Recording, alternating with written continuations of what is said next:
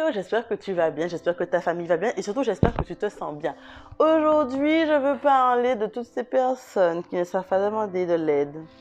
Je pense que tu vas te reconnaître. Encore une astuce contre la surcharge mentale. On en parle.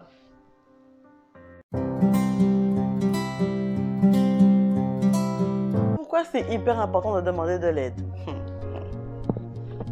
À ton avis, pourquoi? Parce que on est une seule personne et qu'on ne peut pas tout faire. Ok? Et surtout que les gens ne sont pas dans ta tête pour savoir ce que tu as envie ou quand est-ce que tu as besoin d'aide, comment est-ce que ça... Il y a une copine qui m'a envoyé un message et tout, elle a un nouveau projet, je suis hyper fière d'elle. Si tu te reconnais, t'es que sur ça. Je suis hyper fière d'elle, elle a un nouveau projet et elle m'a dit, ouais, non mais tu sais, enfin, je sais pas si je t'ai dit, j'étais à l'hôpital, alité, je dis pardon, non, j'étais pas au courant. Pendant plusieurs mois, elle était alitée à l'hôpital, elle en a parlé aux personnes qu'elle pensait le plus proches d'elle. Ok. Et toutes ces personnes l'ont délaissée au moment où elle en avait le plus besoin. Donc son gars de l'époque, ciao. Ses fameux amis là qui en avaient parlé, qui n'étaient pas là pour elle, ciao. Ok. Et elle est restée dans sa tristesse toutes ces années. Un truc de ouf, c'est que c'est une danseuse. Ok. À l'origine, moi je la connaissais comme danseuse, c'est une très bonne danseuse de talent. Et cette maladie l'a rendue alitée. Ça veut dire que pendant plusieurs mois, elle ne pouvait pas bouger de son lit. Non, je ne peux pas t'expliquer la torture que c'est pour une danseuse de rester couchée pendant plusieurs mois sans pouvoir même un petit peu t'ambiancer, quoi. Tu vois. Donc c'est comme ça qu'elle a décidé de lancer son cours de danse parce que les gens lui demandent, etc. Donc elle s'est lancée dans la danse parce que du coup elle s'est fait cette promesse-là. Elle s'est rendue compte de la chance qu'elle avait. Donc on reparle encore de gratitude. Mais elle s'est rendue compte de la chance qu'elle avait et au moment où elle pensait ne plus pouvoir marcher, elle s'est dit non mais franchement le jour où j'arrive à marcher, je n'aurai plus de limite. Je ferai tout ce que j'ai envie de faire sans regret. Et ouais, parce que la chose en fait, la pire chose, en vrai, c'est les regrets. Même si tu te trompes, c'est pas grave, au moins tu auras essayé. Mais le fait de ne pas essayer, c'est vraiment la pire des choses. Parce que tu sais pas ce qui aurait pu se passer. Tu sais pas si tu aurais pu être Beyoncé ou si tu aurais été un flop. Tu ne sais pas. Donc la pire des choses, c'est le regret. Pourquoi je parle de ça? Parce que du coup, elle m'a dit, je suis pas quelqu'un qui demande de l'aide. Et for what? Pourquoi? Pourquoi tu n'es pas quelqu'un qui demande de l'aide? J'aimerais que vous me mettiez en commentaire, si vous êtes plutôt du genre à demander de l'aide ou pas, et pourquoi vous ne demandez pas d'aide. Parce qu'il y a beaucoup de couples comme ça où la maman est là, je suis sûre que tu connais ça. J'essaie d'avoir un balai imaginaire. Mais tu vois, tu es là, tu passes le balai, tu entends la dame. Je pense que les mamans, personne ne m'aide dans cette maison, nanana. Elles sont là en train de râler, mais à quel moment tu as demandé de l'aide? À quel moment je peux savoir que tu as besoin d'aide? Il y a des personnes qui aiment bien faire leur truc seules dans leur coin. Je t'ai laissé ton espace pour faire ton ménage. Moi, je pensais que c'était ma contribution. Je ne savais pas que tu avais besoin d'aide, que je passe le balai à ta place, ou pas à ta place, que je pense à passer le balai avant que tu le fasses, ou que je fasse la vaisselle, ou je ne savais pas.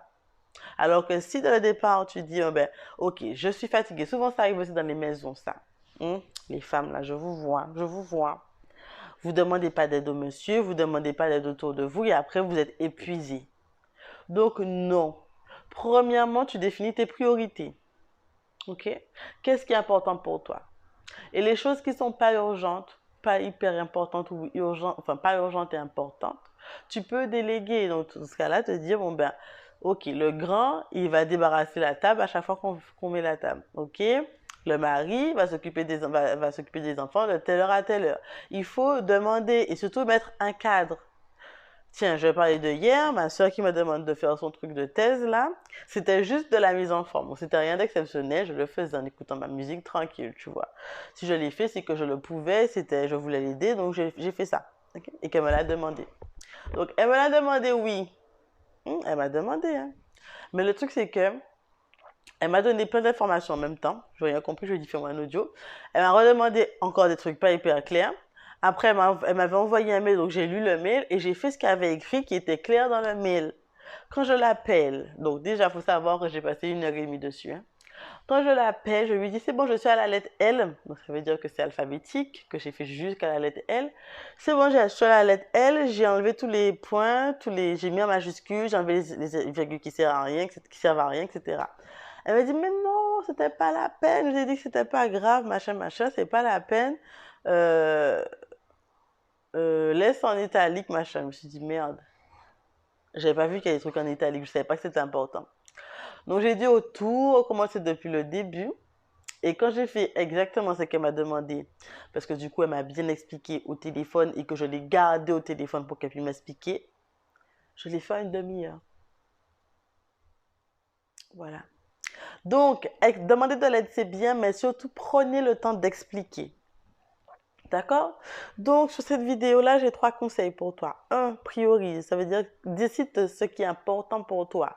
2, demande de l'aide sur ce que tu peux, ce qui n'est pas hyper important ou pas urgent pour toi. Et 3, surtout, sois clair. Sois hyper clair. Si tu veux qu'on parle plus longtemps de tout ce qui est délégué et compagnie, on en reparle. Ça aussi, c'est quelque chose qui est au centre de la méthode aimant.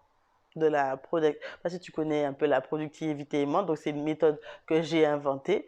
C'est au cœur de cette méthode-là.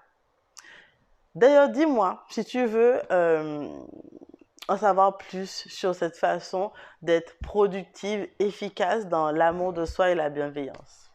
Voilà. Tiens-moi au courant. Bref, moi je pense que les 3 conseils, ça suffit. On va les appliquer et tu me donnes des nouvelles. Si cette vidéo t'a plu, partage et abonne-toi. Bisous, bye.